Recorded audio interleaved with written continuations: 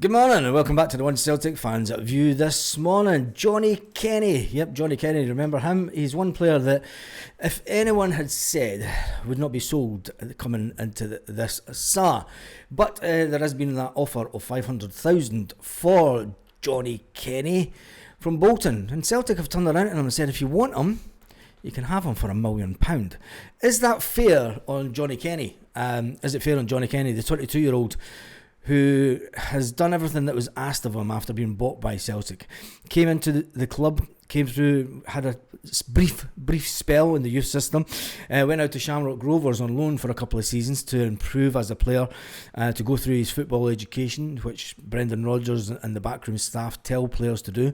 The pathway manager, that's the ideal for the pathway managers, to tell these players that are coming through the system to put them out on loan to a good team and then to bring them back and let them fit into Celtic first team. Now Johnny Kenny's done that, and the first offer they get, rather than say, the young lad's not for sale, he's one for the future, Celtic has said, yeah, give us £1 million and he's yours. What does it say for the younger players coming through the system? It's an interesting one.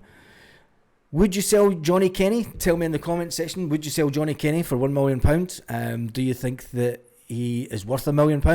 And tell me what you think about what it says to younger players coming through the system also. Now, in other Celtic news today, it looks like Celtic have reached an agreement for a Japanese defender. And I've got to say that this hopefully turns out a cracking player.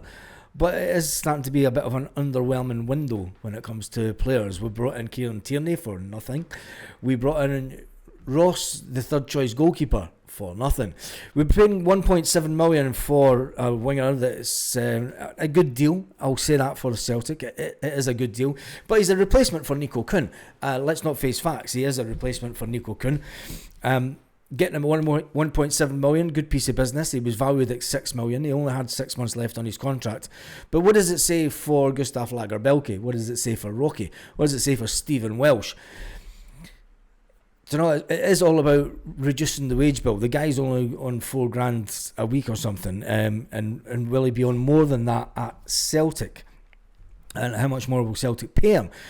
And is Brendan Rodgers completely happy with the way that transfers are going so far? It is only early in the window. We have just got back to pre-season, but selling Johnny Kenny, is that a Brendan Rodgers, or is that just the case that, you know, maybe Johnny Kenny's came back and he's went, look, Gaffer, how much football time am I going to get? You're bringing in another striker who potentially thinks that he's third choice striker. Where does that leave me? Does it leave me on the bench? Am I going to have to go out on loan? To be fair, I would rather just move on if I'm going to go out on loan, because having went out on loan 2 years in a row and then coming back to the club and thinking, yep, I've got my chance, I'm third choice striker, I'm getting on the bench, today getting knocked back down again and put down the pecking order. I think Johnny Kenny would be well within his right to say, look, if there's an opportunity for me to move on, I would like to move on, rather than go out on loan again. Because as a football player, you want to get your career up and running.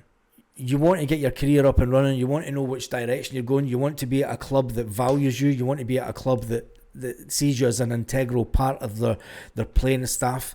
And Johnny Kenny is bound to feel a bit dismayed. You've got to remember, Johnny Kenny did also say when he was at Shamrock Rovers, he says, look, I've not had anyone from Celtic speak to me in a year. You know, I don't know if they're asking how I'm doing. I don't know if they're asking the management at Shamrock Rovers how I'm doing. He says, but they've never asked me personally. They've just let me get on with it in the last year. And I think that would... Football players, the modern day football players, needs a little arm around them and a little hug. And, you know, told everything's going to be all right. And, you know, it's just the modern game. It's the modern football player. They're not all big rough and tumbles and just get on with it, lads, the way that they were back in the olden days, as they say. But anyway, that is the news this morning. And there's another way to look at it. Will Brendan Rodgers be happy at the way that the transfers have went so far? With so many players back at the club in pre-season this year that are, let's face it, surplus to requirement. With the bringing in of a new defender, it's interesting to see that maybe the best defender that we had at Celtic, the best partnership for Cameron Carter-Vickers, was Carl Starfelt. And there was very few games that Carol Starfelt and Cameron Carter-Vickers, when they played together, lost. But apparently, Carol Starfelt, the man who left Celtic to follow his missus to Spain, he's not the first man to have done that in the history of relationships, I'll tell you that.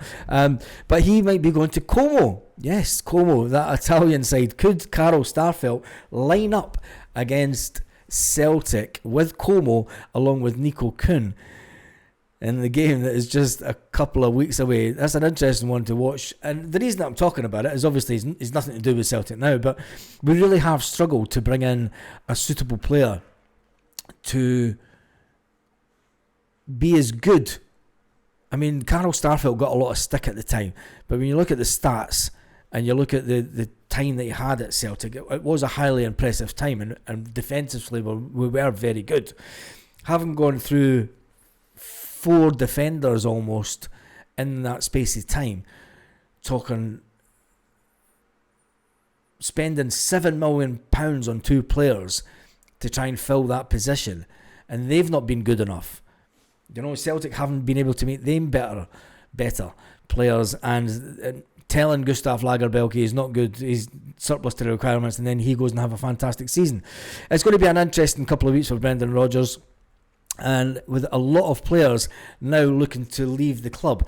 But what does it say when you can go back over 10 years now? We can go back to 2014 if you like, and if you look at the amount of players that we've brought in that haven't been good enough over that period, and people will say, well, that happens at every club, but it seems to be more at Celtic. And during that period of success, the last 10 years has been pretty successful, from Ronnie Dyler to Brendan Rodgers to Neil Lennon to Ange Postecoglou, and then Brendan Rodgers his second time round.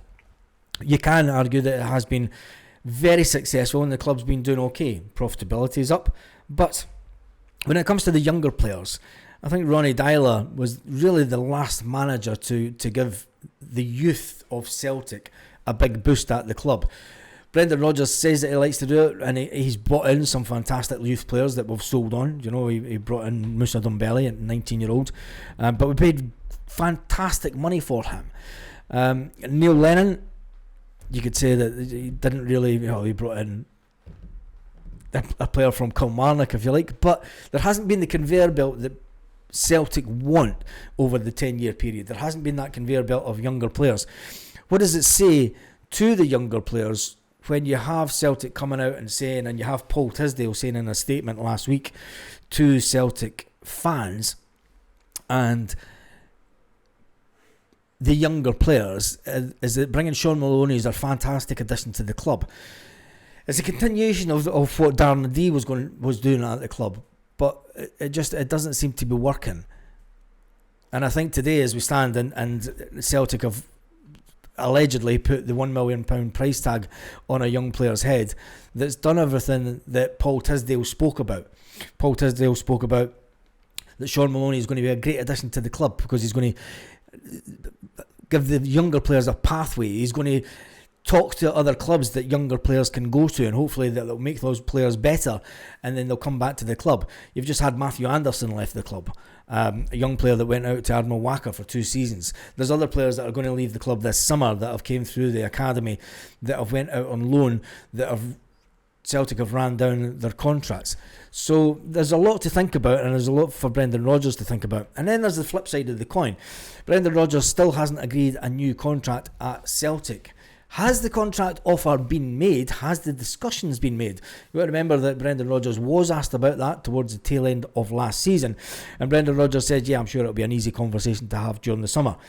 But if, there's always that but if transfers don't go the way that Brendan wants this summer, if we go through another period of managed decline, by that I mean reducing the wage bill, getting players off the wage bill, bringing in other players that are cheaper variations once again. We've done it under, you can go back all the way to Gordon Strachan. We've done it under Gordon Strachan. We've done it under Ronnie Dyler. You know, you could say that we've done it under Neil Lennon to a certain extent. there are periods in Celtic's history where you can look back and we've reduced the wage bill, kept on winning, it's still been a successful time. You know, and the board will give themselves a little pat on the back for that, saying that, you know, we're maintaining the status quo, we're maintaining our dominance in Scottish football, that's all that matters. And maybe this year we're going to reduce the wage bill because they know that although there's a high possibility that we will get into the Champions League this year, they know that years down the line it is going to be harder and harder to ascertain access into the Champions League because we're going to have more qualifiers, something that Celtic haven't been too clever with. So from a business point of view, they'll say we'll stack the cash just now so that in the lean years possibly, you know, getting their crystal ball out and say, you know, once Brendan Rodgers leaves, we're going to go down a level or two management wise. We're not going to go out and we're not going to spend £3-4 million a year on a manager. We're going to bring in an up-and-coming manager that we're going to get for 1 or 2 million a year maybe, and maybe even $1 million, you never know, Celtic, and then try and start again, you know, whilst maintaining that level of success. The big question is when will Brendan Rodgers be asked if he's signing a new contract by the media? Because I think that's what Celtic fans will really want to have answered this summer. Or are you not really interested? Is it a case of, you know, let's just get the summer done, let's get the transfers in, let's see how good we can be. But at the end of the day, this could ultimately be Brendan Rodgers' last season at Celtic. And then it's going to be the question, have Celtic already started looking for the next manager? As any good business would, you know, you'd be looking at potential managers in the future. But you never know. You never know Celtic. They could pull a rabbit out of the hat and say Brendan Rodgers is signing a brand new 2-year extension deal to that next week. But anyway, on that note, have an absolutely fantastic morning, Celtic fans, wherever you are, all around the world.